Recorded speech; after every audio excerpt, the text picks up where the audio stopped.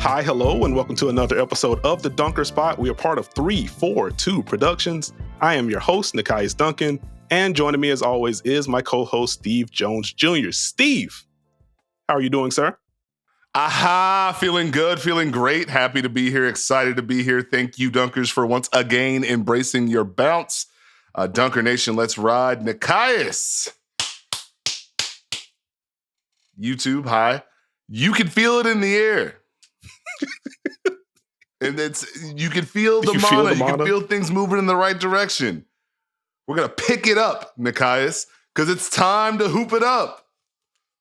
It is time to hoop it up. Very proud to announce that basketball discussion is cool again. Anyway, very excited to talk some hoop with you today, Steve. Going to bounce around the league as we always do.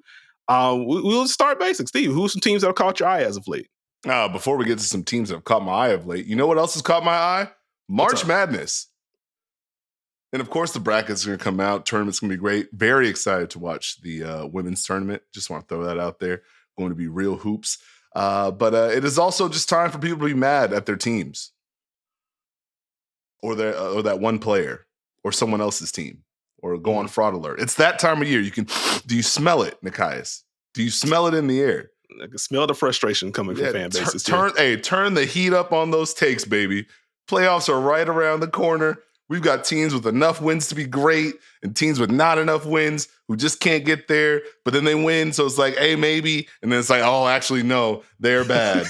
And then, because they ended up playing each other. We've got weird results all over the place where Cleveland looks like one thing, then they look like the other thing the next night. Hey, you out there set the table for those I told you so's. Go ahead and lay it out right now. It's gonna happen. Do we realize, Nekias, that teams are going to lose games they should win and win games they should lose? Just the season. Do we take the totality of what a team has done during the regular season, the parts that make them great, the things they struggle with, the improvement they've made, the other team that is, their job to also try and win a game? Do we put that into that, or we go takes, baby? We here for the takes, big dog. Okay, all right. Well, let's take off and talk about the Boston Celtics, huh? That's a new team added to the pod discussion. What have they done? 5-game winning streak. So the Celtics just keep on winning. Since last week's episode dropped on YouTube, by the way, if you are watching on YouTube, you should go ahead and click that like button, go ahead and comment, share it with a friend. I'm missing a thing, but do that other thing I forgot. Jason Tatum, 14 of 30 from three over his last 3 games. He is shooting 49.3% from three in the month of March on 8.3 attempts. He is up to 39.1% on pull-up threes post-All-Star break. He was at 34 pre-All-Star break. He's also shooting 46.3 on above-the-break threes post-All-Star break. Any thoughts? It is very cool that the pull-up is coming back, as I just had a whole thing about his drives and what they've looked like as of late, as the drives have been super good this season. So it's fun that we just cannot get both of those things happening at the same time for an extended stretch. I fully enjoy the fact that we just get the Jason Tatum rant and he immediately becomes Jason Makem. And this is what, the third year this has happened. So you love to see that. Hat tip to Jaylen Brown, averaging 29.6 in March, shooting 51% from the field. That's on 23 attempts, Nekias. 39 from three, 5 rebounds, 3.9 assists. He's doing good. Al Horford.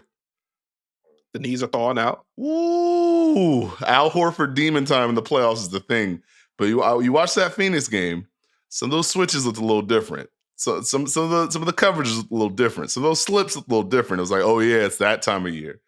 Has he just officially taken the throne from Paul Millsap as far as like knee thawing out Hall of Fame? Probably, yeah. Okay. But this is why you bring in Kristaps and you add extra reinforcements from there in the front court. Let's not play Al 31 minutes a game through the first 3 months of the season. Let's bring him along slowly, bring him off the bench.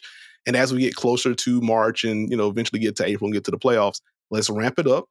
We'll have him in some closing lineups necessary. If you want to give Kristaps a break and let Al start now, we can do that, because Al just fills all of the gaps for you offensively. I'm very excited to see what he, Drew Holiday, and Derek White are going to do defensively in the playoffs. That seems very fun. The law firm of Horford and Horford doing things together. Or should I say Xavier Tillman and Al Horford doing things together? When we got that Anna Horford tweet, I can't tell which one is which. I was like, oh no. Was she wrong, though? Anyways. And then salute to Sam Hauser. Made 10 threes in 22 minutes and 49 seconds. The lowest amount of time for an NBA player to hit 10 or more threes. And then, unfortunately, his ankle just decided to just stop working. Or else he's gonna get that record. Probably. He was cooking. As someone that was like watching that game, I made it a half. And I was like, okay. Let's see what's going on in Magic Raptors. I've committed to the bit. Let me see what's going on here. It was like 66-37 mid-second. I was like, okay, man. Like, I figured Boston would win, so I really want to just check back in on the Wizards guys to see who's doing what, all the good stuff. But I was like, okay, that's enough of that. Shout out Sam Hauser. Can I ask you a brief question? What you got? Is March when you just really dive into like the sicko portion of it to where like, you know, we talk about these teams and these games you should win, but you have these teams that have guys who haven't had some of these opportunities and they get a little bit clearer runway. And like, you haven't prepared for this team full of guys that are now playing in certain roles. You tend to enjoy those teams a lot more in March. Am I wrong? No, you're not wrong. Like, I generally just like to check in on, I want to watch everyone. And so like, I earnestly mean I want to watch everyone. But especially as we get to, you know, this portion of the season, everyone's gearing up for the playoffs. We are also gearing up for the playoffs. That's crazy. But we are also gearing up for the playoffs. And I recognize that's just where the overall conversation is going to go. And so before then, let me salute some of these like post All-Star breakouts. And here's an interesting rotation player who like those numbers might be like 85% real, but they've shown enough to where they can actually factor into the rotation next season. Like, I'd want to try to be ahead on some of those. And so, yeah, like I enjoy tapping into those, except when it turns into, again, 66-37 early on. It's like, okay, well, that's fine. If we had more time, I would explain the cap there because I haven't seen a non-GG or Vince Williams Grizz comment in about 3 months. But we'll keep it moving. Oh, okay. We'll keep it moving. Nekias, you know who I want to talk about today? Who would you like to talk about? I would like to circle back to the New York Knicks. I hear a very important forward is back for them. OG is back. Wowzers. It's interesting how quickly things can change. Last week we talked about the Knicks and that fun, real hoop slugfest against the Sixers. And, you know, one of my questions was trying to figure out how would they navigate this stretch. And then, hey, here's OG Anunoby back in the lineup. And hey, here's 3 straight wins, which is important to kick off, you know, 2 of those to kick off a West Coast swing. So by the time you see this, they will have played the Golden State Warriors. So, woo, or sorry that happened. Just, yeah, it's fine. Because last time they played Golden State, Steph had, 31, 11 rebounds and 8 3-pointers. So anything can happen. 2 things that stood out to me here, Nekias. Okay. Jalen Brunson is very, very, very good at basketball. 45 points against Portland, 42 against Sacramento. He is the 4th Knick in franchise history to have 40 or more points in consecutive games. Can you name the other 3, Nekias? Ooh. For the interest of time, I'm going to let you give the answer. Yes. Bernard King, Patrick Ewing, Carmelo Anthony. Jalen Brunson also tied with De'Aaron Fox at 4th for most 40-plus point games this season with 7. Quick side note, I do find it extremely funny that Joel Embiid is still 2nd on that list with 9. Just that's a salute to how that man was cooking. The other part that I found interesting, that the Knicks had 32 assists in their 106-79 victory over the Sixers. In their 2 wins against Portland and Sacramento, they had a combined 35. It is time to cook. Tale of 2 teams, but part of that dives into where this is an important stretch, and part of it makes my mind think about what they look like in a playoff context. Obviously, Julius Randle changes the math even more for them, but with OG back, I think it's safe to kind of look back and take a look at some things. Nekias, the Knicks are 7th in defensive rating for the year. Post All-Star break, according to NBA.com, who does account for garbage time, they're 1st in defensive rating. Over the last 5... No. Over the last 5 games, they have held their opponent to under 100 in each of them. 3 straight games, they held someone under 80. The Knicks are locking up. Now, I do find this a little funny because I can smell the praise. You know, it's March. You can feel it. You can feel that energy. A lot of issues were had with the Knicks defense, and it was too rigid or the scheme was outdated. And now they have a few days to hold the banner up for a defense in a league where no defense is played. I love seeing that clip every 2 to 3 business days. It's very fun. Or we're done with the 90s or whatever y'all talking about. Here's the thing about the Knicks defense. Activity, rotations, screen navigation, effort. When they are humming, you see it. When they have OG out there with Dante DiVincenzo, with Josh Hart, they are all switchable. And I point to that Kings game to where now you could think in a playoff context, this could get really fun. It's not OG on Fox right away. It's Dante. You handle the bulk of this matchup. I will handle the sides of Harrison Barnes, but also I will be on the weak side. You put Jalen Brunson on Kevin Huerter. The Kings decide, hey, you know what? We would like to attack you, Jalen Brunson. Knicks say, like, fine, we'll switch. And they want to make sure, because the game is not just to get a switch to attack one-on-one. We've seen more teams get these switches for these matchups, and now they have their big screen. We saw it all day in the Dallas-Denver game with Jamal Murray and Luka. But the thing is, there's two differences right here. Isaiah Hartenstein can be a little bit more active in pick and roll. He can be a little bit closer to the level. He can put 2 on the ball just for a heartbeat. The other reason he can do that, OG Anunoby is on the weak side helping in the paint. And so when you have that kind of rotation in size and length, it can help your defense. It can bolster that scheme. It can make it stronger. So I think that's been a big plus for them. And when they're able to get stops, it's going to give their offense wiggle room to figure things out. It's going to allow them to get out in transition. It's not going to be overpowering. I don't have a number to be like, nope, the Knicks are this in transition. But I know those nights where the defense is able to hang around and be disruptive, they are now able to get into a better flow offensively. The Jalen Brunson 2 on the ball portion has been interesting because it's felt like, hey, we need to figure this out. And so it's felt like a lot more pick and roll, which has been fine. I've been okay with like them moving Jalen Brunson around the court, letting them come off staggers or screens or loops. And now we get to pick and roll and we are able to play out of it. OG Anunoby's actually done a really good job of driving closeouts when teams are in rotation, and that's been fun to watch. But I don't know if the Knicks want to just spam that all the time. How much is that going to help them in the playoffs, especially because, you're just handing teams film of that in those actions. So that's a thought in my head. The other portion I wanted to mention, Nekias, I'm kind of into the Knicks' depth right now. And I think one thing about it, they have more lineup combinations, they have more versatility, but with their roster, how many of those guys you think Tibbs really trusts right now? We got us move 5, 6. Oh, dang. I was going to go pretty much everyone but Alec Burks right now. And maybe Bogey. They got to figure out the Bogey portion. I say, are we sure? No, like I don't know if he's there yet. I think he knows Bogey can help, but also like, hey, Josh Hart, go ahead and do the defense thing. But being able to now flow into pressures at the 5, I think is important. Being able to have, Bogey out there with Dante and McBride. There's just different combinations they have. So I'm intrigued by the Knicks going forward. Boy, I'll tell you one thing. Just looking at the standings right now, they're 2 games out of 3rd. They're a half game up on Orlando for 5. A New York-Orlando series would be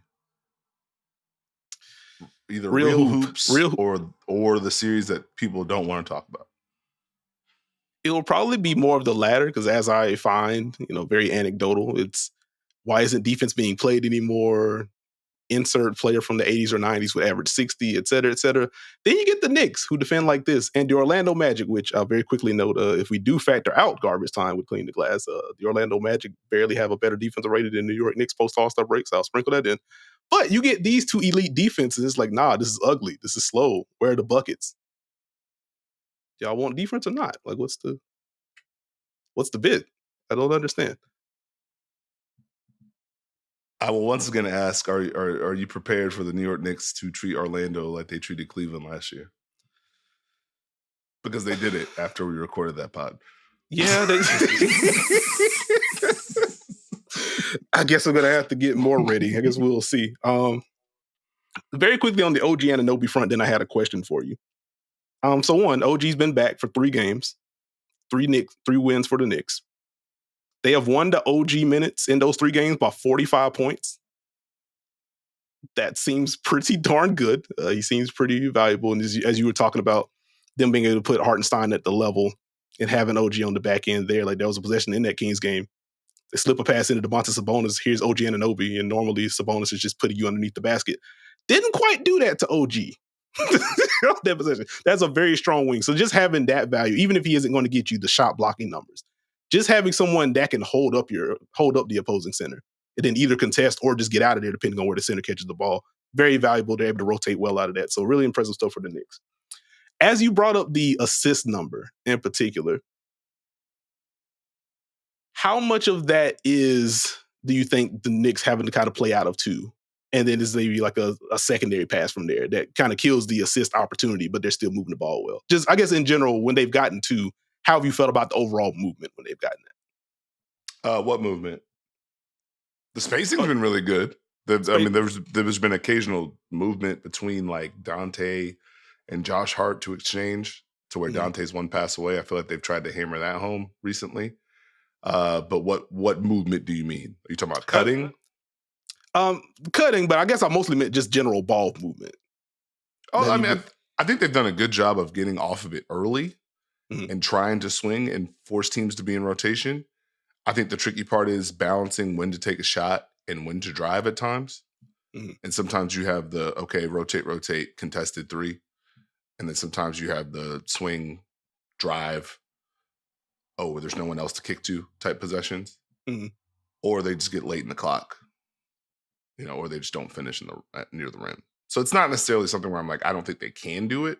It's more just like, okay, how are they going to alternate? Because you also have the, possessions going back to the Kings game where Sabonis is at the level, it's 2 on the ball, but then he goes to drop.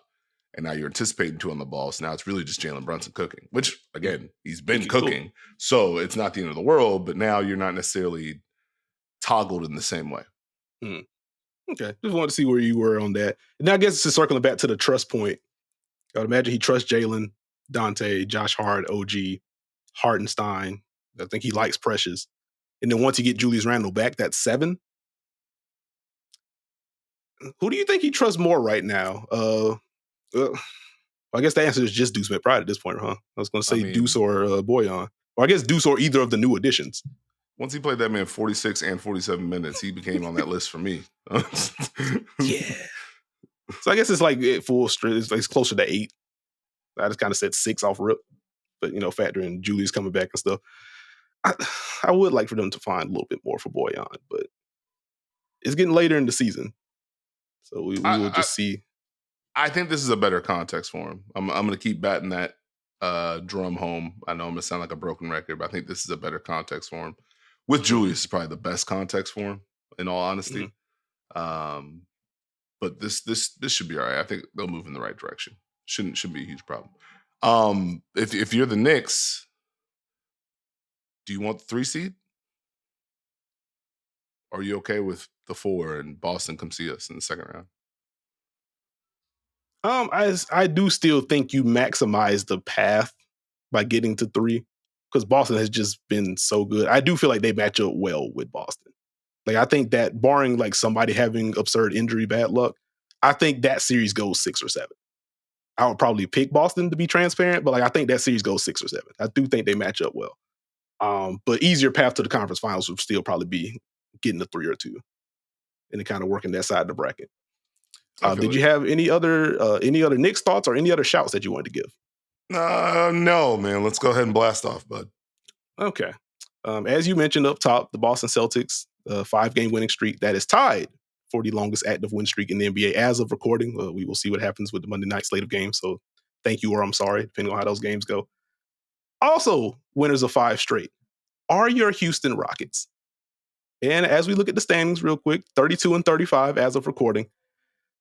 They're only 3.5 back of the Lakers. Like, I don't know how much you want to believe on that front. The Lakers have lost their last 2. The Lakers defense has fallen off of a cliff post All-Star break.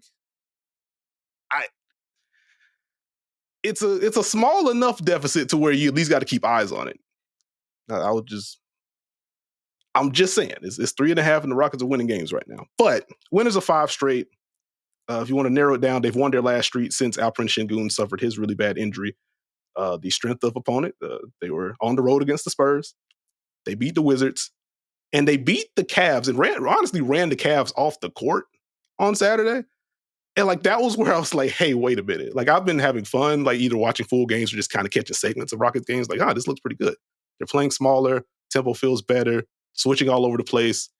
Jock Landale looks like a functional rotation piece. Looks more closer to what I thought he was going to be this year over this recent stretch than what it's been for most of the year. Because, buddy, it was bad. It was bad. He actually looks functional. But watching that Cleveland game was where I was like, oh, they are really putting this together. Like the offense just feels better. Jalen Green running pick and roll with Jabari, running it with Amin Thompson, Fred VanVleet running ball screens. It just felt like everyone was making quicker decisions with the ball and also just shooting the leather off of it, which helps. And then defensively, forcing all sorts of turnovers. Like I feel like Amin had like 3 or 4 runouts in that first half alone. It's like, oh, they are really getting after it. And if this is what this unit can look like, I am very much in on this. But we'll circle back quickly to Jalen Green. Like we just talked about him on the last pod, so I don't want to belabor the point too much. But I've just been so impressed with how quickly he's making decisions these days and how quickly he's diagnosing the coverages in front of him. Yeah, I wonder where we have heard this before.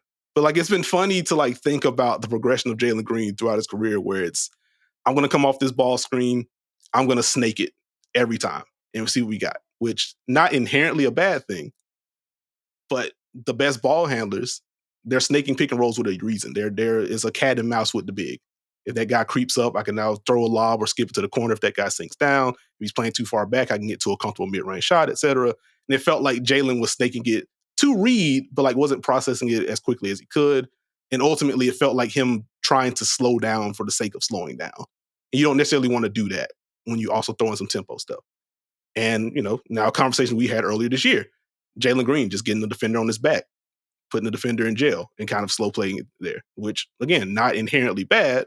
But if you're slowing down for the sake of slowing down versus slowing down for the sake of reading and putting the defense in a bind, what are you really doing? And it's felt like over this recent stretch, there has been a much better balance of this is what I'm being presented with. This is what I'm going to do. If I run a high pick and roll and they're trying to ice it and we got like Jared Allen at the level, if I don't have anything, hey, there's Jabari Smith on the pop. I'm going to get it to him and I'm going to let my teammates play out of that. Like there was a possession early in the first quarter of that game where that situation happened on the right sideline, gets it to Jabari. Jabari drives against Jared Allen. Dylan Brooks eventually gets the ball, drives against Donovan Mitchell. He knocks down like a turnaround jumper late in the clock. It's like, okay, it's not a sexy play. It's not a highlight.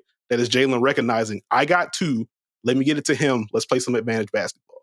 And even if that didn't end in a pure advantage, they got points out of it.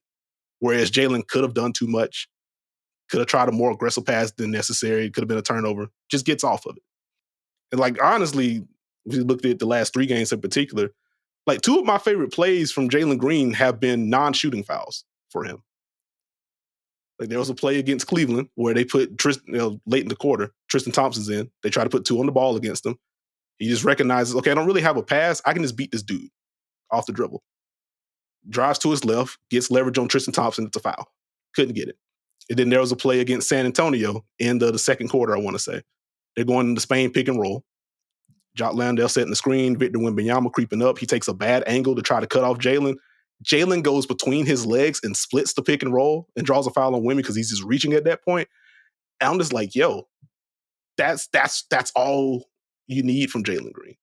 See what's in front of you, make the right play, get off of it necessary, pick your spots in terms of your aggression. It's cool. And then with more of the conservative stuff, if it's dropped, I have a shot.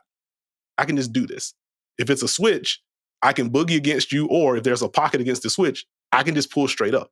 Like that's all we've been waiting for with Jalen Green. So to see that more consistently, that's been a bright spot for me. In addition to he's just making well over 40% of his threes as of late. So like that's obviously helpful, but the process feels better with him. I think Fred VanVleet. What you got? You seem very. That's okay. No. Hey, Rockets fans, clip this portion. Clip that portion so you can do your Jalen Green thing. No one said it before. Keep going. Oh, I'm not saying no one said it. I put it on the pod with a guy that's been talking about Jalen Green. So, don't put me in that camp. Steve been cooking on Jalen. But zooming out, like I think Fred VanVleet's obviously been important on both ends. Like the drives they've been interesting. I think he's making good decisions as a passer. The finishing remains kind of a question mark with him, but he is getting downhill. And ultimately, the defenses have felt more tilted against Houston with this smaller group anyway. So, like, the decisions have been easier for him.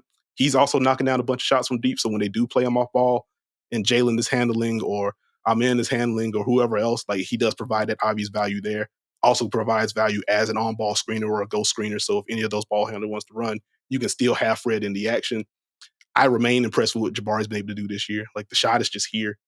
In addition to all the different matchups he's had to take on defensively, I am keeping an eye on Houston with this smaller group, and I'll get into some of the lineup numbers shortly. But Jabari can switch against just about everyone, and you don't feel awful about it, which is a positive to him and a credit to how good he is defensively already. When he does switch, they are very small on the back end. And while I love I'm in flying in for blocks or whatever the case may be, in terms of like pure rim protection, that gets a little bit dicey. And so like that's something to keep an eye on in terms of like how often they can actually run this unit, especially once Şengün comes back either later this year or more realistically next season. I think Ime's probably taken this sample as something to look at, like, okay, how often can we close with this group? Or just throughout the duration of a game, how often can we get to it? I think he's getting a very valuable sample with that. But either way, Jabari's been very good. Amen setting screens has been fun. Like similar conversation to what we had about Asar in Detroit. Before this recent 3-game stretch, Amen Thompson had set 63 on-ball screens. Over his last 3 games, he has set 21. He set a season-high 9 against San Antonio, which made sense because Wemby got the matchup, let him roam around, all the good stuff. But like, just he's not getting a whole bunch of lobs yet. I do wish like some of the ball handlers would hit him on those slips. At least try it because like he is open on those. So it hasn't been like a high volume. He's catching 3 lobs a game beat yet with him as a roller. But like just kind of watching the form with him as a screener, like he seems to have the footwork down. He's slipping out there quickly, giving yourself a catcher. So he's doing that stuff. And then with everything else, really fun connector in the half court. Shooting remains a question mark, but we knew that. Defensively, feisty on ball, can make ridiculous plays off the ball. I'm really enjoying this in stretch from him. I've just really enjoyed the Rockets as of late. Interesting. Very interesting. Good stuff. Well done, Nekias. I think to your Jalen Green point, just quick decisions, reading the defense, making the right plays, making the right reads. Obviously, it does appear when he makes shots, things do feel better. But to respond in the month of March with 24 a night, 5 rebounds, 3 assists, 49% from the field, 37 from 3 on volume, that ain't bad considering where he was. And I think to your point, to your credit, when you talk about Fred VanVleet, he can always still be Fred VanVleet. And he can play within tempo. So if they play a little bit quicker, it's not like you're just ending things for Fred. It feels like the Rockets are evolving and starting to find their way as far as what they want to continue to build towards, which I think is important. I think you took a team, you wanted to make sure you got X, Y, and Z down. It was something I was concerned with the whole season. Like, I understand why we're kind of going this route, being a little bit more decisive, a little bit more deliberate at times, tempo-wise. But I was worried as the league would catch on to, okay, we just need to defend that. And now what are y'all going to do? And now you see them flowing into different options, using their personnel in different ways. Thompson as a screener has been fun. I think some of the elbow action, whether it's with Jabari or Amen, has been fun. I think it's one of those things where we know what Şengün can bring to the table. We know what we can do around him. We also have this type of lineup. And if we add more pieces, we can go into this for certain stretches or end a quarter with this, start a quarter with this, close a game with that if we need to. And I think that would be a positive overall. You want to have more duality as a team.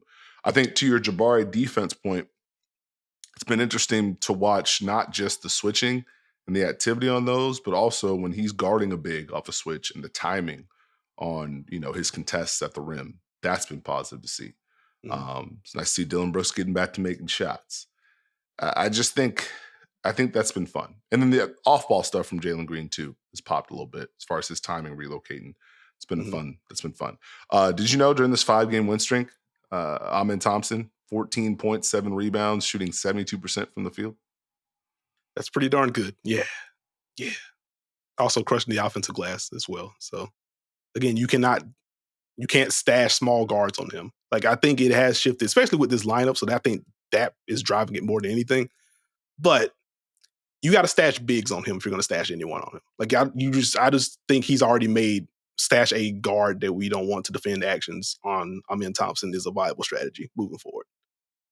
He's too willing of a screener. And again, like on the technical side, he's already a good screener in my opinion.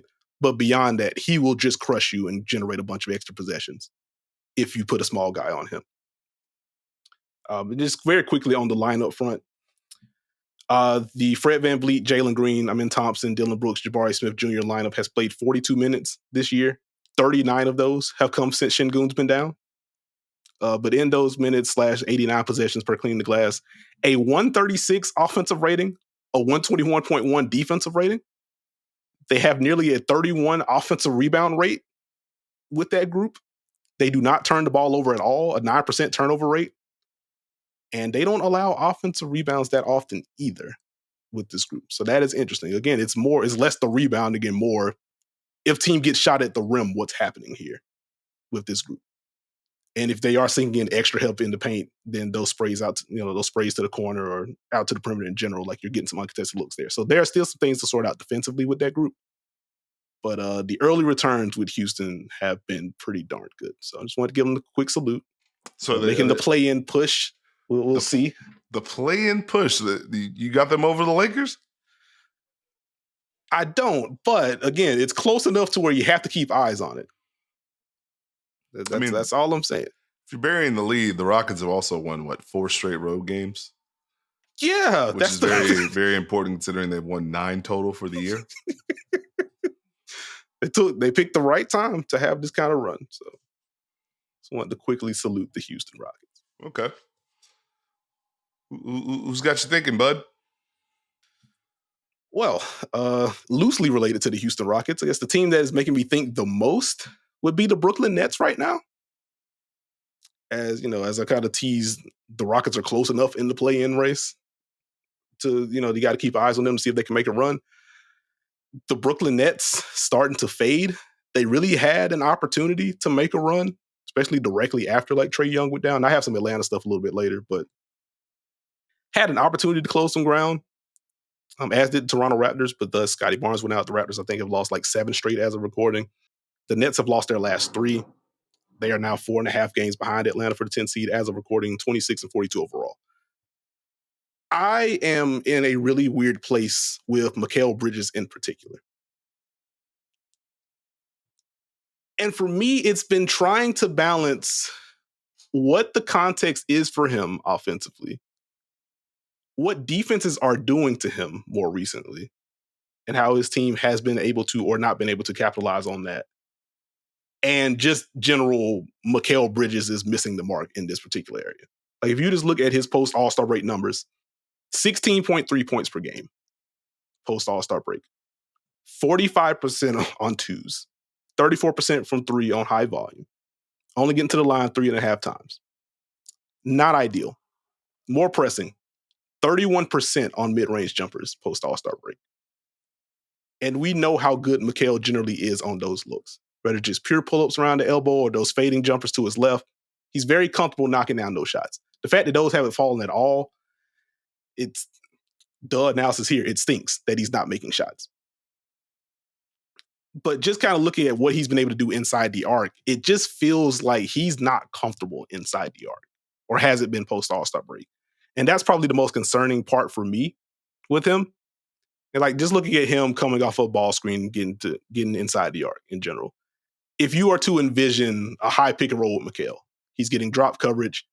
He has, let's say, 4 dribbles available to him before this drop turns into a late switch, which teams like to do that to Mikal. It just feels like he's taking 2 dribbles and then getting off of it versus taking that 3rd dribble and either really putting strain on that big or flowing into a more comfortable pull-up jumper for him. And so like little process stuff like that has kind of caught my eye. And like watching the Spurs game in particular, he's really being bothered as a ball handler. Like one, I think Trey Jones just deserves a salute, like despite his size, like he's a really pesky on-ball defender. But like watching him kind of dictate where Mikal gets to go, and Mikal either because of the handle or because like, a lot of possessions Victor Wembanyama's in front of him and you just don't know how much space you actually have against Wemby. Like that also factors in. But he just felt unbalanced and unsure. And like, that's what I don't want to see from him. I want to feel like I know what Mikal is trying to get to. If he misses a shot, he misses a shot. But I at least want to know what he's trying to get to. But it feels like he's been leaving a little bit off the table against Drop in particular. It popped in that Spurs game, but it's popped in others as well. But then I go to the other side of the equation. He's been seeing a lot more two on the ball as of late. And some of that is just the opponent. Like when you are facing Orlando and they put Mo Wagner at the level when he's on the floor, or when Wendell's in there. When you're facing Charlotte, we've talked a lot about the Hornets on this podcast and Steve Clifford's belief in being more aggressive defensively generally. So like some of that is just the team we face is aggressive in pick and roll. But I decided to look it up on Second Spectrum earlier today. Before the All-Star break, roughly 1% of Mikal Bridges' pick and rolls were blitzed. Whole lot of drop, whole lot of switches, whole lot of late switches. Since the All-Star break, there have been, I believe, 82 players that have run at least 100 pick and rolls. Only 2 of them have seen a higher percentage of blitzes than Mikal Bridges. That is a stark difference in what he's seeing. And so I've been trying to hold grace for, he's not used to seeing it to this volume, this level of volume. But I've also felt like he has handled those pretty well. Like as I went through the clips of all of those in particular, it feels like he's getting off the ball when he needs to. And there are many possessions where it gets to the ball, slips the pass into Nick Claxton. Claxton kicks it out to the corner. Shot is missed. That goes down as a 0 in terms of the tracking data, and it brings the overall number down. But in terms of process, Mikal did what he was supposed to. Like I think overall, he's found a nice balance of I see 2, I'm getting off of it, either to the relief pass at the wing or hitting the slipping big. If there's anything I want to criticize with Mikal there, is just when he is making the pass to the big in particular, pass placement, pass velocity in particular is where it's like, you can probably put a little bit more juice on some of these. Because there have been possessions where he's flipping into Nick Claxton. It's a super high soft pass. Nick catches it, but by the time he catches it, defender's gotten back to him because the ball's just too high, too soft. Defense has time to recover. So like there's room for betterment there. But overall, like Mikal's seeing more aggression than he's ever seen. I think he's handling that okay. And so I've been trying to balance like that being a positive. And overall, if you do believe in Mikal as a primary option moving forward, if you're in Brooklyn, you want to see him handle pressure well. On the flip side, he also kind of needs to do the things that brought him to the dance. He has to be a better finisher. He has to be a better mid-range scorer. And so that's where I'm just like, how am I like taking all of this in with Mikal? You just watch the progression of a young player instead of this thing we do with young players where we churn through them with extra quick speed. And now we're talking about Jalen Green a certain light in year X, Cade Cunningham a certain light, Anthony Edwards, Paolo, Mikal Bridges now. We compare them to this player and, now they're not this player that they weren't actually because we didn't give them the chance to grow into this player. No, actually, they're not very good. Think about where we are at with Mikal Bridges in a year span, Nekias? Yeah. Because we want to do discourse. We want to have fun with discourse. Look at this player on the rise. Look, I think he's good. Look how good he is. Oh, he's not good anymore. I have no numbers to support that he's good anymore. So I will be quiet until the numbers come back. These things take time. Context is important. Team structure is important. Growth is important. The funniest part is, as you were mentioning the first part of what you were saying, in my head, I was thinking, this is sometimes what happens. As a player, you get to a certain level and you think to get to the next level, I need to work on X, Y, and Z. I need to work on this mid-range pull-up, or I need to shoot these pull-up threes. And that shot doesn't fall. So now you're trying to figure out how to get to the same shots that you had already done, but you can't always assume success.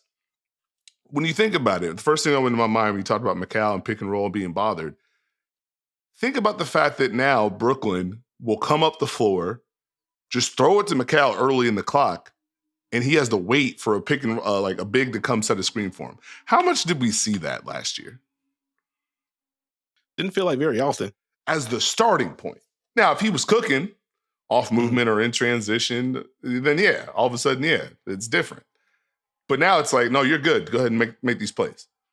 this is part of the growth for a player, for a young player, to where it's not just we think you're a primary option. When the people with the shirts on, with the logos and the polos sit down, they say, we want to take you away. We dive into ways to take you away. And we work to make you uncomfortable. And we try and take away the things you like to do. That's part of it. You have to now search and find it when you have more attention from a defense, when you have more of a focus from a defense, when the driving lanes aren't as clear. Think about what we saw growth-wise from Mikal Bridges. It wasn't just the shooting and the scoring. It's also cutting and screening, being used in different ways. Take a look at the difference in usage from Mikal Bridges from Phoenix to Brooklyn last year to Brooklyn this year. How much does that change? A good bit. Is he involved in the same way offensively? Not to say you have to do that to be able to unlock all of what Mikal does. We saw that in the playoff series. When he cooks, he cooks. But have they strayed away from the entire package? Because, oh, no, you're doing this now. We need you to do this. Oh, I was just going to say very quickly as I looked it up, 236 on-ball screens set by Mikal Bridges this year. That was at 428 last year. So just off of like the early drag stuff that he was doing in Phoenix, volume is just way down on that front. Like he's naturally taking on more on-ball usage. But continue.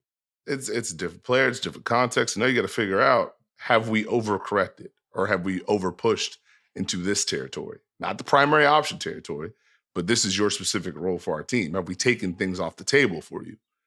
That can happen to where, yes, you've reached a level where we want you to do X, Y, and Z, but we're not letting you do it in the same way. And I'm glad you mentioned the shooting. Like the scoring's down from Brooklyn. Because last year, Brooklyn, I mean, come on, 26, 47 from the field, 37 from three, 89 from the free throw line. It's pretty good numbers. He's at 20 now for the whole season, down to 43%. Threes are at 36, same volume. So, I mean, that's still there. The assists are up. Got a career high in assists. We don't really talk about that portion of it, do we? That's not really a thing we do. We should. Like, even during this stretch, 3.9 assists, only 1.6 turnovers. Again, there's legitimate good stuff happening with the playmaking portion. I think it's important growth for him. But it does feel like the lack of scoring and, again, some of the interior, him not being as comfortable inside the arc. Like, I think that's popping louder. And, like, understandably so, if he is supposed to be your top scorer or number two when Cam Thomas is there. Like, I understand being frustrated. Why is this guy only averaging 16 points? Like, I don't want to completely discount that portion, but yeah, like he's also doing other good things. No, I mean, last year the restricted area finishing was at 67%. This year it's at 62%. I think what you mentioned about the mid-range post All-Star break was important because you have to remember last year he was shooting 45.3% from mid-range. This year for the whole year he's at 39%. And so you now have the difference of volume when it comes to those shots. Is he taking more mid-range shots now and missing more? How does that bleed into what shot do I go into? Mm-hmm. And then the other thing for me was a whole lot of above the break threes. And he's shooting 35%, but it's on 306 attempts right now, which is changing the shot diet a little bit to a degree. So if we're looking at a scenario where you've now taken your mid-range shots from 20% to like 15% of your attempts, and you're above the break threes over 25% of your attempts, and you're not making those at a high enough clip, it looks different. It feels different. Mm-hmm. So how much of this does the context change? How much of this do we use them differently? How much does he just more decisive with the shots that he wants to take? Mm-hmm. And does he clean up the shot selection and get back to some of that? Like, how many cuts do we see from Mikal, honestly? Does it feel like a lot? Because, like, who is he cutting off of to that point? Like, it's a tough context for him. And it's like also choosing when to be aggressive. Like you mentioned the Spurs game, he's got an opportunity. He drives against Wemby. He pulls it back out. He stays on it and drives again. It's like, well, did we? You could have. Maybe this is time to swing it to the other side since you have Wemby. But that's one of those scenarios where I would like people to see the value in what they're doing and see where they can grow as opposed to, well, you're just not this. So off to Jeremy Grant land you go. Yeah, I think it's fair to say there's a there's a little bit more nuance to be had there. And then I just think like very quickly on the broader scale, with how this net season has gone, with how Mikal has looked post All-Star break, and then in light of, the reporting that the Rockets offered like Jalen Green and Brooklyn's picks backs or whatever to get Mikal, and Brooklyn's like, nah, actually we're good. Which honestly, I can understand where Brooklyn's like, well, no, actually we're okay. Like, one, we think Mikal is better than Jalen. Two, based on the trades we made with Phoenix and stuff, like we should still have enough future picks and we have good players on the roster to where if we still believe in Mikal as a foundational piece, in theory, we could trade for somebody else without having to give up Mikal and we're fine. And then you factor in the contract portion. Mikal's already locked in on a pretty good deal for himself. You would have to pay Jalen almost immediately. Like he'd be heading into restricted free agency next offseason, I believe. And that dollar amount could end up coming in at a higher number than Mikal just by virtue of the cap goes up, all that good stuff. So I can see why you say no there. But I do wonder if in the building they're like, maybe we could have gotten Jalen in all those picks. And maybe he's just getting these reps. And we got more picks to play with, all that good stuff. Like, I wonder if that's just like a thought in the room. Not even a full-blown regret, but at least we could have thought like 5 more minutes about this before saying no. I'm not touching that. I'm going to let you cook. I'm going to let Nets fans cook with that. I'm going to let Rockets fans cook with that. Y'all have a blast. Tell me how it tastes.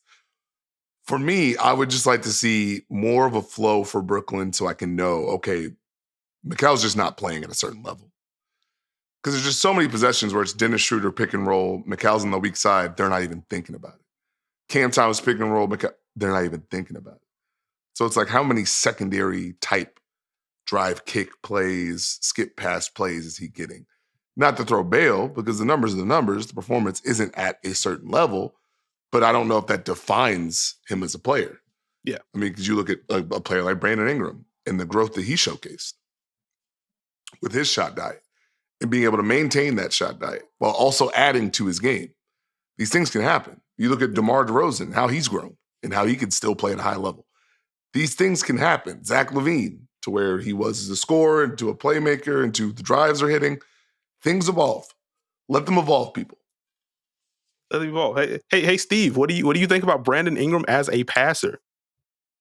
Gee, I don't know. I wish someone would talk about Brandon Ingram and his playmaking. I think that would be a smart thing to discuss his drives and the impact that they have and his ability to play and pick and roll and make skip passes. Sadly, we're not going to do that here. Next team that I want to... But no, in all seriousness, I want to quickly salute the Orlando Magic for being very good.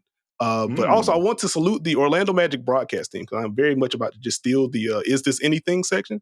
I want to ask you about 3 teams and some numbers that I found interesting. If that is cool with you. You got to do the pose, though. If we're going to take Is This Anything, there we go. Thank you. There it is. So, I mentioned a little bit earlier that I had some stuff on Atlanta. Since February 24th, which, we'd say since Trae Young's been out, the Atlanta Hawks are 6-5. They're 14th in offense. Clear dip there. They are 8th in defense per clean the glass. They have the 3rd best pick and roll defense if you look at the all-encompassing any possession that features a pick and roll defended by Atlanta. If you look at the direct number, pick and roll is ran, ball handler shoots, or pass to roller who shoots, or pass to shooter who shoots. They are first in points per possession allowed since February 24th. They are switching more often, switching about 24% of pick and rolls. That's down, that's up from 18.7% before Trae went down. What are we taking from the Trayless stretch here from Atlanta? Is that anything? Not that. That wasn't what I was taking from this stretch. What you mean? Now hold on a minute, play. How many games you say? They're 6-5, so 11 games. I'm gonna do some quick math. Opponents during that stretch: Orlando, Utah, Brooklyn twice, the Knicks, Cleveland, Memphis, New Orleans, Portland, Utah, the Clippers. That version of the Clippers. It's something. I don't know if it's that thing, but it's something. Like, it's good. It's good that the activity is working in the deep. It's it's good that they're being decisive, but I don't know if it's. I'm not. Do you try? How many teams you trust? How many teams you want Clint Capella switching against? Be honest. Not a lot. I mean, here's the thing with where Atlanta is. If they only have to switch against Chicago, and then they might have to switch against whoever's in whoever the 7-8 loser is, you might be able to get away with it for 2 games.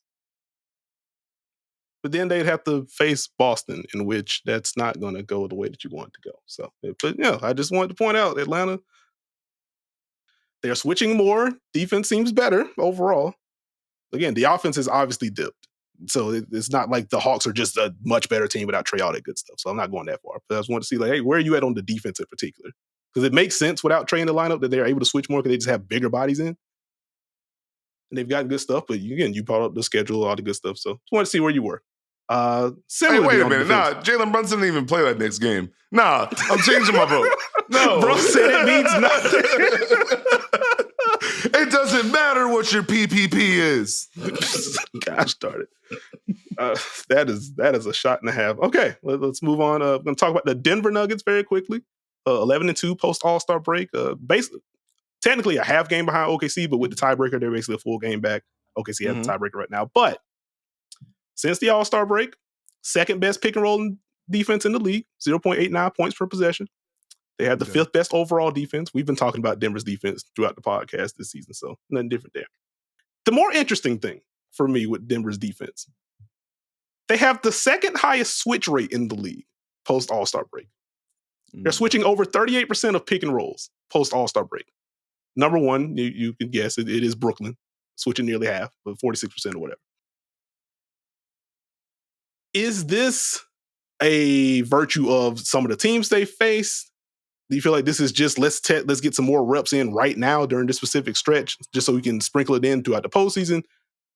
Has that even registered for you that Denver is switching more? It feels like playoff prep. More of like, hey, eventually Aaron Gordon at the 5 will arrive. Just so you're aware. Hey, Zeke, can you do some of that just in case we don't want to automatically go to that? We can switch both of y'all. That'd be fantastic. Hey, Jokic, let's try it a couple times, big dog. Why not? Let's just see what a couple of these late switches hit for. So it feels more like experimentation plus let's keep this in our back pocket for the playoff run.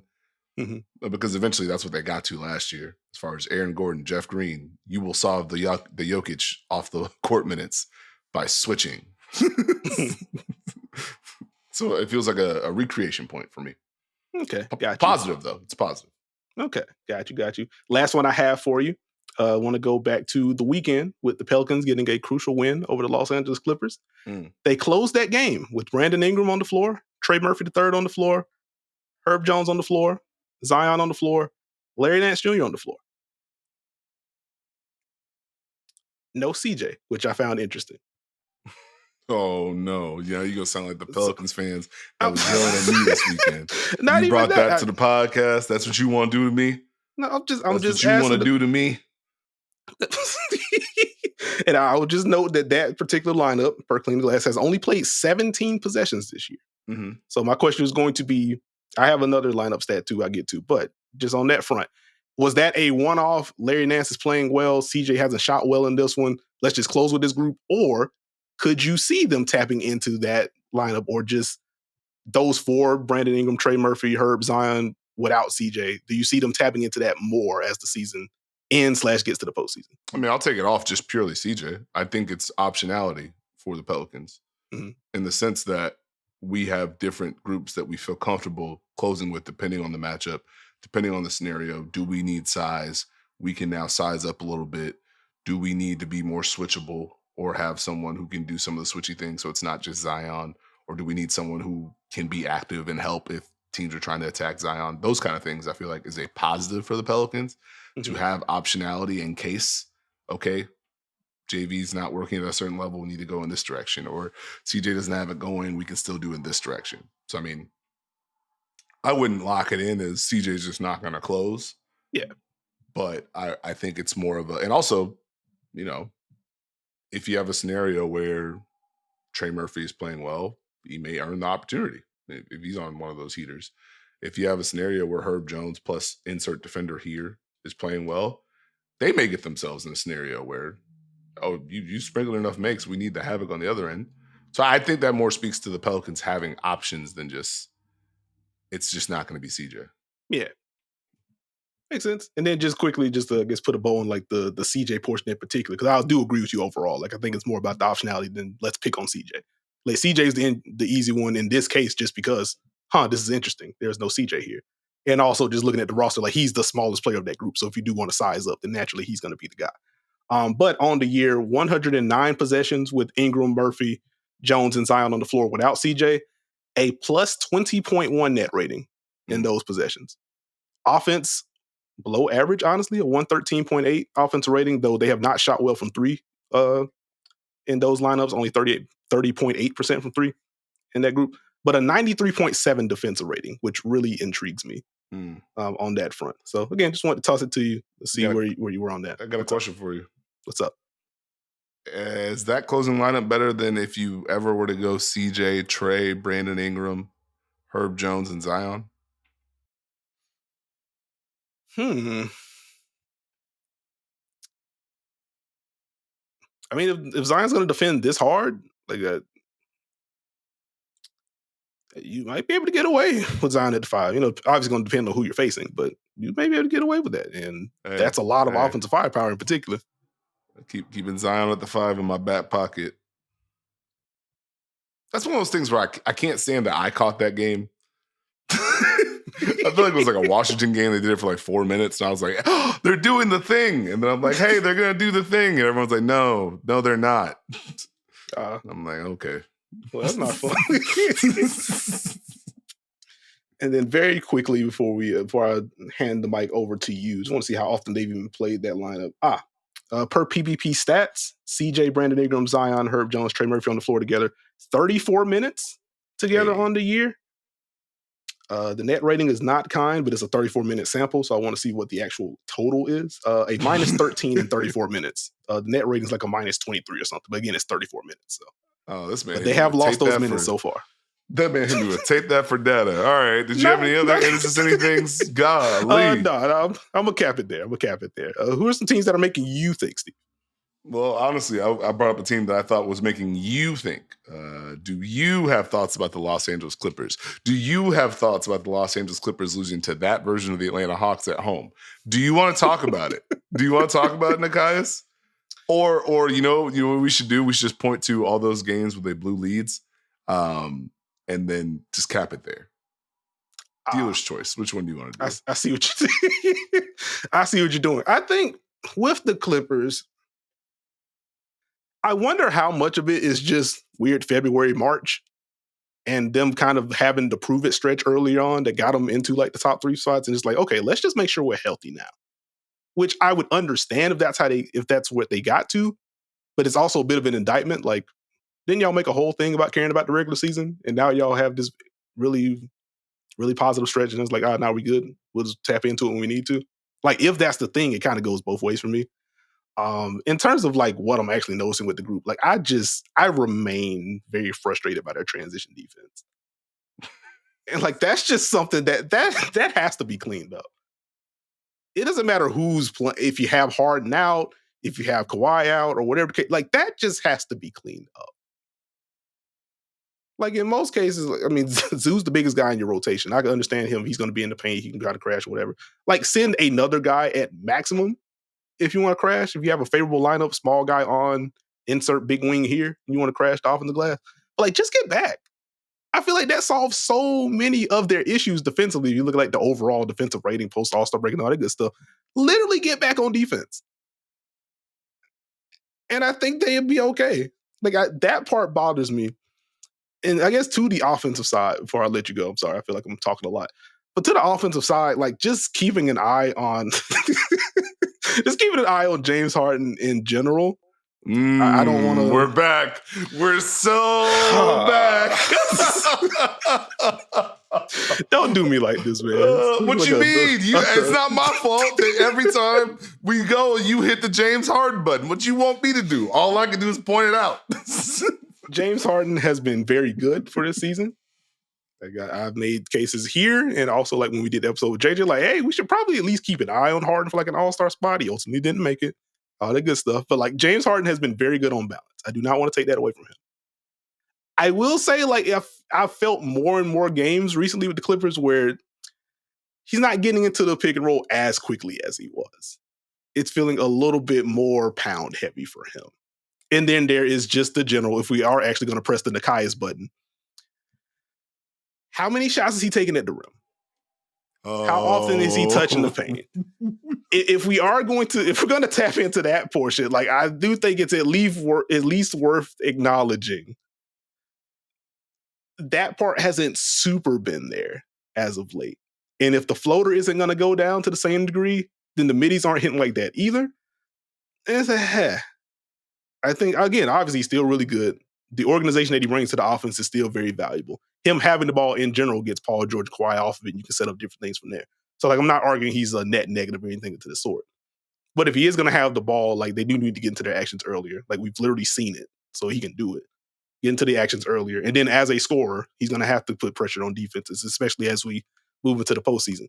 He's going to have to do damage inside the arc, too. Whether that's just the pure pull-up or the step-back midi, but that's the floater, getting all the way to the rim and drawing fouls, like he is going to need for that portion to perk back up. So those would be my Clipper thoughts as of late. Okay. Well, would you like to go down the rabbit hole that Steve went down too early in the morning? Because hashtag my mind was restless and I saw a tweet that made me upset. Sure. Which brief also side note, y'all are doing way too much NIT discourse. It's like more NIT discourse than the prep for the actual NIT. Which I realize has been like 16 years since I played in that. I'm old. Anyways, so the Clippers for the season, 5th in offensive rating, 14th in defensive rating. Post All-Star break, 10th in offensive rating, 25th in defensive rating. So your offense has taken a hit and your defense is taking a dive, and that can't be the formula. But I tie it back to the Clippers' overall context, in which this stretch would usually be most of the season for the Clippers. Yeah. In which we're waiting for them to hit it. We've already seen the high notes. So there's that in the back of your brain mixed with this. And how much of this is March, weird February, injuries in and out, or, hey, the Clippers have an issue. Or if they don't hit these notes, they can't win. I think that's a real portion of the game and evaluating it to where, yes, these teams are good, but they are good for a reason. Mm-hmm. You have to evaluate a team when they can't hit those marks and how do they react? You know what I mean? Yeah. If a team is great defensively and the defense isn't the same and they can't survive, well, put that in the bank. Well, if they can't get stops, they're in trouble, which seems like dumb analysis because scoring is important, but you know what I mean? Yeah, I get what you're saying. For the season, and I noticed this real quick, right? 18th in points in the paint. Post All-Star break, they're 21st in points in the paint. For the season, they're 10th in points off turnovers. Post All-Star break, they're 26th in points off turnovers. For the season, they're 13th in opponent points in the paint. Post All-Star break, they're 19th. For the season, 11th in opponent points off turnovers, 23rd post All-Star break. That's a problem. So there is a dip here. There's a dip here as far as some of the things. We're not getting easy ones. We're giving up easier ones. That tilts the context. That tilts the formula. Their losses that they have post All-Star break: OKC, Sacramento, the Lakers, the Bucks twice, Minnesota, the Pelicans, and the Hawks. Now, I'll throw a little bit of a caveat out there. Some of that could have been expected if we paid attention, because I think there's only 3 times this year they swept back-to-backs. Mm-hmm. They've had 4 back-to-backs post All-Star break. So when you throw I was about in, to say, I think they've, if I remember the tweet correctly, I can't remember who tweeted out, but I think the Clippers have played 6 games in the last 9 days. So some of that is just, we are tired, and this is an older group, which is why I don't suggest anyone should just press the big red button for this stretch. There's enough conceptual here. It's let's keep an eye on this at the very least. I think the biggest thing is the question mark is I went from, hey, the Clippers have more teams they have to worry about in the West than Denver, to, hey, what's going on with the Clippers? I think one thing that stands out to me is you can just feel, you mentioned it, the offense hasn't had some of that same movement and some of that same tempo. They've had the same concepts, but they're back into that slower grind, start with 15, one screen, maybe we get to a second screen, now it's cook time, which we saw can have success at times, but if that's your base, that could be an issue. Mm-hmm. The defense, you're seeing them work for the rotations. You're seeing some of these breakdowns. Are we switching? Are we not switching? Which coverages are big in? Oh, yeah, we have 3 bigs. Which bigs are we playing? We're rotating out of it because we have the personnel, but those rotations are a little slower. We're in rotation a little bit more than we want to be. We don't have the same juice. And I will say, even widening out past the Clippers, this is part of the program. Like you learn who you are as a team. You try to get to the best version of your team. It's not always linear. Like sometimes the mind is there, the bodies aren't. You have to figure out how to navigate those parts of the season. But that's where having a base is important. And that's where it's like, okay, we know what the Clippers can get to. It's on them to get back to it. Because ultimately, you know what your good is, you know what your bad is, you know what your flaws are. You're trying to work through them. You're trying to disguise while a whole other team is trying to hit those same notes. It's tough. I think if they get back to playing, get out of starting sets later in the clock, get back to moving when they get 2 on the ball and making teams pay, I think they'll be fine. Another thing that stood out to me real quick, or 2, they're 3rd in the league in 3-point percentage, right, Nekias? Mm-hmm. They're at 38.6 for the year. Post All-Star break, they're shooting 35.7% from 3. Not going to get it done, especially when you don't get to the rim that often. You're taking a dip there. The last 2 games, we mentioned Atlanta, 28 made field goals, 17 assists for the Clippers. At New Orleans, 37 made field goals, 18 assists for the Clippers. They are averaging 24.3 assists per game post All-Star break. That's a lot closer to the 23.2 they average in losses for the season. So I just think it's balancing things and getting back to your profile is probably going to be the most important thing for them. And then just getting their lineups back in order. Because ending the quarter with Kawhi, Zubac, Terrence Mann, Amir Coffey, and Bones feels a little different.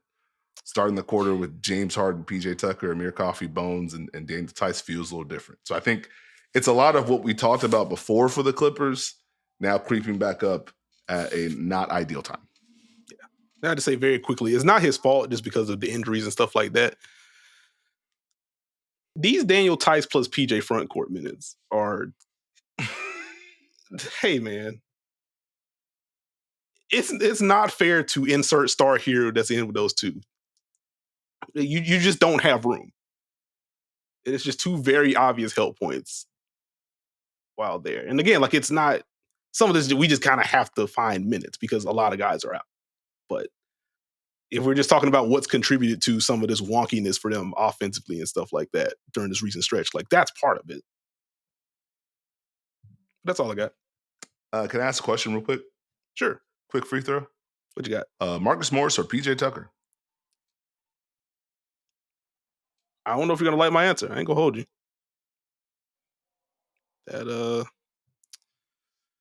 We'll see. I think the Clippers would probably rather have Marcus Morris at the 4 than PJ.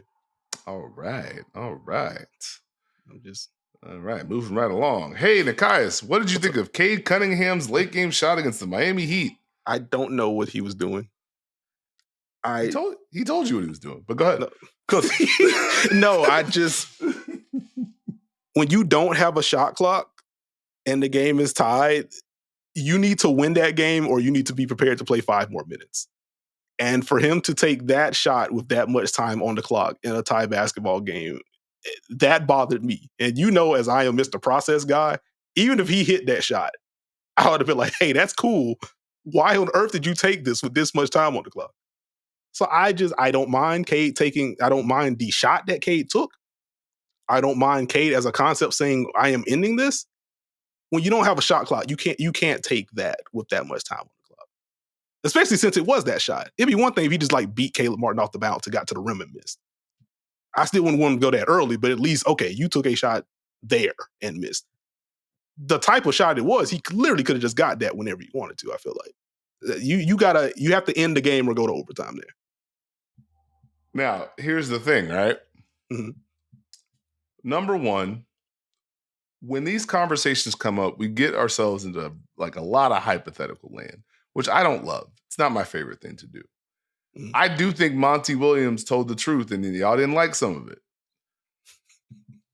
You specifically, you would have been on the process no matter what.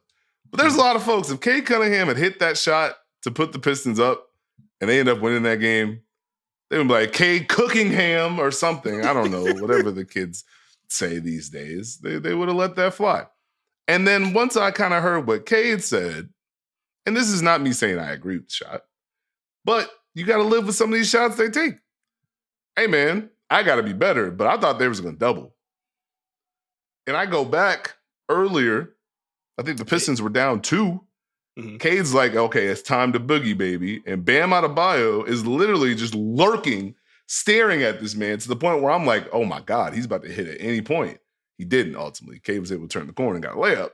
But you factor that in. Yeah, but to your point, like Miami had been trapping a lot of Cade pick and rolls, like on that game and in the game that they played on Friday. So like that has just been part of the calculus with the Heat against Cade in particular. So like that, there is some credence there. Not that he needs me to verify what he said, but you get what I mean. No, you're good. You're good. Now, this ties into a whole bunch of things. Depending on where you land and how you feel, it could change a thing. Monty let them play. Could have called timeout, right? Mm-hmm. Let them play. Let them cook. Trusted the players. Now, if he had not trusted the players and called timeout, they ran a set, Miami gets set, and they get a stop, how do you feel? Who are you pointing at? Mm-hmm. If Cade didn't, if he did hold it, but he still ends up with the same look, how would you feel? How much of it is based on the result, I guess, is the thing for me. Yeah. And I think, honestly, we should probably, instead of yelling about this kind of stuff, give Martin a hat tip for his stunt and the timing of that stunt. Because Cade was in rhythm. Mm-hmm. And then Martin was like, hey, big dog, just so you know, I'm here. In case you want to do another through the legs and go this way, I'm here. And Cade opted to just go for the shot. Now, was it early? Absolutely. I'm not gonna be that guy and be like, no, it was. But that's the price. When guys are gonna take those type of shots, they're gonna take them. And he'll learn from this moment. We've seen it before. I mean, hell, I'm old enough to remember when they called Magic Johnson Tragic Johnson for like a year plus. But this is after he won titles, right? Unforgiving crowd. I'll tell you what. And it's just like, I get it. Very early on the clock, but I get it. Yeah.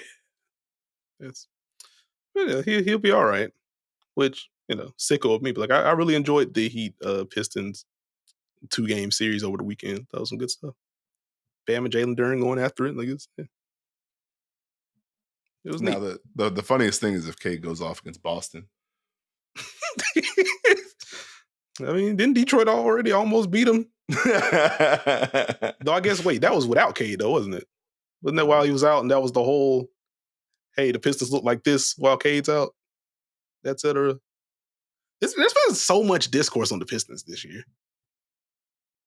For a team that's that low in the standings, all due respect, there's been a lot of conversation about how we're supposed to think about this team. I suppose that is that. Did you have any other teams? Nah. Do you have any players you want to shout out? Yeah, very quickly.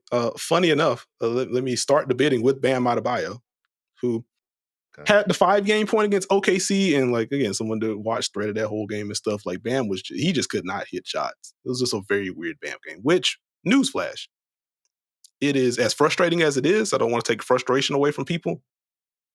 Literally every player in the NBA has a bad game. Like literally yesterday, I tweeted out, this feels like one of the worst Jokic games of the season. I was talking about this in the watch party, but I'll bring it here too. When Shea played the Pacers like a week or so ago, that felt like one of the worst defensive performances from him in the year. Like just a bad Shea game. Like these things happen. He did not have it against OKC. But since then, he's averaging 19 and 14, still in the half, 1.3 blocks in that stretch. Over his last 3 games, 17 and 13 against Denver, really good defense against Jokic, but trend continued in which Miami defended Denver well, / Denver couldn't hit shots, but it didn't matter because the Heat just couldn't score to save their lives. So that's a whole nother thing. But 22 and 9, couple of assists, 2 steals, 3 blocks against Detroit on Friday. If you have League Pass, and if you like Bam Adebayo, or if you're on defense about Bam Adebayo, or you kind of look at people that talk about his ceiling and be like, wait, what are you talking about? Watch the second quarter of that game. if you want to just fast forward to the Bam portion, he checks back in at 10:06 after Jaden Ivey knocks down a free throw. Watch from 10:06 to the end of the second quarter. In that stretch, we get a tip slam off of a Patty Mills missed three. He hits a trail three. He hits a turnaround hook over Jalen Duren. He traps Cade Cunningham on a pick and roll, gets back out. It's a switch where I think Jalen Duren tries to post up Jimmy. Jimmy pokes the ball away. Bam gets it. Bam goes coast to coast and gets an and one. They originally called an offensive foul. They rightfully changed it because it wasn't an offensive foul. Let the dude get a bucket. So he has that. Another defensive possession where Jaime's trying to blitz. He's out of position. Or rather, Detroit tries to run like flex action. He gets caught up on the screen, so Jaime's just out of position. Bam cleans that up. It's an ISO for Cade versus Bam. Bam shuts him down, forces a miss. On the other end, Cade is matched up with him, so he seals him off, gets a dunk in transition. That happens. Just in that 4-minute stretch, the Heat go from down 33-32 to up 48-40. Just in that 4 minutes. And then later in the quarter, like he puts Jalen Duren underneath the basket. There's like another putback thing. Like Bam was just incredible in that stretch. So I really had fun with that one. And then naturally on Sunday, 20-17, he hits the game-winning three.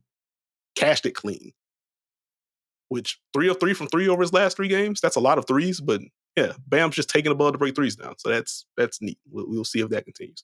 So I wanted to give the salute to Bam, bouncing back after honestly just a weird stretch from him offensively, but he seems to be gaining rhythm. Like I guess you can put the salt in with him facing the Pistons, but stylistically a matchup that gives him trouble. Like Jalen Duren's a pretty athletic big, all that good stuff. Detroit likes to switch quite a bit, so conceptually you can see where it could get diced for Miami's offense. But Bam did the thing there. Who else do I want to shout out? Jamal Murray talked a little bit about Denver's defense. I want to just give a quick salute to Jamal Murray's defense. When he is engaged and locked in, like he's technically a small guard, but like he is a bigger guard though. So still smallest guy on the court, but you can't just bully him. Like go back to the Celtics game, which was a very fun one. Watching him matched up against Jason Tatum, drawing an offensive foul, getting another stop there, getting Kristaps on some post-ups, poking the ball away, forcing a miss. Like he battles. And then there was a play in the Dallas game on Sunday where they were trapping Luka Doncic in pick and rolls, a slip pass to Daniel Gafford. Jamal Murray just meets him at the rim and forces a jump ball. And it's like, hey, man, that's all right. That is all right. So he's been getting after it. And then looked up some numbers post All-Star break. On any possession featuring an isolation defended by Jamal Murray, opponents are generating 0.79 points per possession. That's around the same range as Bam Adebayo at 0.77 and Derek White at 0.79. When attacking Jamal Murray on a post-up, 0.895 points per possession, which is the literal exact number as Chet Holmgren post All-Star break, which is fun. Same amount of possessions and everything. And then if you want to give a quick hat tip to the offense, 73 points in the fourth quarter post All-Star break. 50% of his twos. He's shooting 60% from three. Like, good luck. And then you get into the usage of him on and off the ball. Like, it's just a lot of fun. A quick salute to Rui Hachimura as a cutter and as an off-ball screener. He has 76 points on cuts this year per synergy. He had 89 all of last year. We got a lot of games to go, so I would imagine he's just going to set the career high there. But I appreciate, like, you're seeing growth with him in terms of off-ball field. And I have been trying to figure out how much of this is him just getting better versus I am playing alongside LeBron James, incredible passer, D'Angelo Russell, incredible passer. If I cut anywhere, like there are some passes available to me that just wouldn't be available elsewhere. So like I'm trying to figure like how much of it is his growth, but he has gotten better. So I wanted to give the quick salute there. And then finally, Delano Banton in Portland, former Raptor, former Celtic, all that good stuff. Last 10 games, which includes 7 starts, 18 points per game, 5 boards, nearly 4 assists. He is shooting 41% from 3 on over 6 attempts. I'm glad that the jumper is starting to come around for him because like that felt like the biggest question mark, like as a genuine bigger guard, like he feels more like just wing that can handle versus like true point guard. But either way, 6'8" with legit ball handling chops, you try to figure out what is the burst and handle like, but ultimately what is the jumper going to be if he's not going to be a primary. As he's knocking down shots, like he's been better and more valuable off the ball, being able to attack closeouts. If the defense is tilted, he can beat you there. So I just wanted to give a quick salute there. Like he's been playing well. Matisse knocking down threes and flying around defensively. DeAndre Ayton has come back like a man on a mission. So I do want to give him a quick hat tip as well. Just keeping eyes on Portland in general. Tamani Kamara continues to defend well. So we will cap it there. Did you have players you want to shout out? Just a couple. Mike Conley, prior to Monday's game At Utah, Mike Conley back-to-back 20-point games for Mike Conley. Back-to-back games with 5 or more made threes. His first 20-plus point game of the season. First time scoring 20 in consecutive games as a Minnesota Timberwolf. Dang. The Wolves are 19-4 this season when Mike Conley hits 3 or more threes in a game. Just wanted to point that out. CJ McCollum did have a big game against Portland. 38 assists, 12 of 20 from the field, 6 of 12 from 3 against the Blazers over the weekend. This season, Nekias, the New Orleans Pelicans are 20-2 when CJ McCollum scores 20 or more points. The New Orleans Pelicans are 18-4 when CJ McCollum has 5 or more assists. The New Orleans Pelicans are 12-0 when CJ McCollum has 20-plus points and 5-plus assists. Seems like an important barometer. CJ McCollum remains important. I'd throw that out there for you. And then Ayo Dosunmu, just wanted to salute him. He's continued to step up and grow offensively for this Bulls team. So 34-9 against Washington. Very, very positive stuff. Hey, Nekias. What's up? Guess what, buddy? What up? I got a couple free throws. Okay. Then we can get out of here. Okay. So today you tweeted, every game I'm getting closer to pressing the if Denver is only going to get one all defense rep, if that, it should go to Aaron Gordon button. What happened to KCP? I say I'm getting closer. KCP remains very, very good. Okay. It's going to like KCP. I feel like has been Denver's best defender overall, but it's like Aaron Gordon's inching closer to that. And then, like, as I was looking up stuff for like the Jamal Murray section and stuff, I was like, wait a minute, man, Aaron Gordon's popping up higher on a lot of these. And it's just that, adding like the numbers to like what I've been seeing. So that's when I was like, it might just end up swinging to Gordon by the end of the year. Okay. Is this like that one year you made the all-star push for Darius Garland and Fred VanVleet in like the same business week? They were both worthy of all-star consideration. What you mean? Is Jalen Williams a top 20 player? Oh, man. I can't get there. Okay. I respect the thought. Okay. I do think, like, as I was like reading through those mentions and stuff, I do feel like some people just kind of just undersold Jalen completely. Like, I don't think that portion is fair. Like, as I started listing out players, though, like, okay, he's probably like closer to like 31, 32, somewhere in there versus like pure 20. But it's also a testament to how well Jalen's played that he's even in this conversation. And I know the person that gave that opinion in particular watches a bunch of basketball. So like, I don't put him in the let me throw something out here for nonsense category. So I respectfully disagree. Why did Grady and Anthony do that? Because they're actually young. Okay. If they can get away with that. I'll end it here. So for the people that are like in my age range and older, I'm starting to get a little uncomfortable with how often these jokes are being made. Like, I get the first time or even the second time. If it's going to be a thing literally every time Grady does something on a basketball court, like at a certain point, like we are past, like, we got to be for real. Like, you're just not getting, I'll lean into the point, you're not getting a 100% hit rate on this. We, like, at a certain point, like, let the dude play basketball. Well, since you went on a rant, how'd you feel about that Kenny Pickett trade? There we go. That's what I was looking for. Thanks for watching the pod. I'm Nekias, he's Steve. Subscribe to the channel. I'm just kidding. Thank you for listening to or watching this episode of the Dunker Spot. If you haven't already, please subscribe to us. We are on Apple, Spotify, Google, Stitcher, Podbean, wherever you get your podcasts. Audio-wise, you can find us. Naturally, we are on JJ Reddit's YouTube channel every Tuesday. That is the day after Monday, the day before Wednesday. So if you aren't subscribed to JJ Reddit's YouTube channel, please do so. We're here every Tuesday, but there's a whole lot of fun content on the channel overall. So check that out. You can follow me on Twitter at NekiasNBA. You can follow Steve on Twitter at SteveJones20. Join the Dunker Spot community on Twitter. We're having fun discussions in there. More importantly, if you have a League Pass account, watch basketball with us. Come hang with us via Watch Playback. We're watching Hoops live. We're breaking it down live. Come rock with us. It's free to make a profile. No shenanigans needed. The link to the room is hyperlinked in the podcast description, both audio-wise and if you're watching this on YouTube, just click the info button. You'll see it there. Click on that link. Create your profile. It's free. Again, if you have a League Pass account, you can watch games live with us. We're breaking things down. If we have fourth quarter or overtime antics, we got Steve breaking down why a play did or didn't work. And in general, it's a safe space for you to rant about life, your job, whatever the case may be. If you have a basketball question, you can toss it to us. We have a lot of fun in there. Also, a whole lot of wrestling references. So if that's your thing, you will enjoy your time in the Dunker Spot Watch Party room. So come rock with us. And with that, we will catch y'all later in the week. Hey, good show, Nekias. Hey, Nekias, what'd you think of a Richard Jefferson in Cleveland?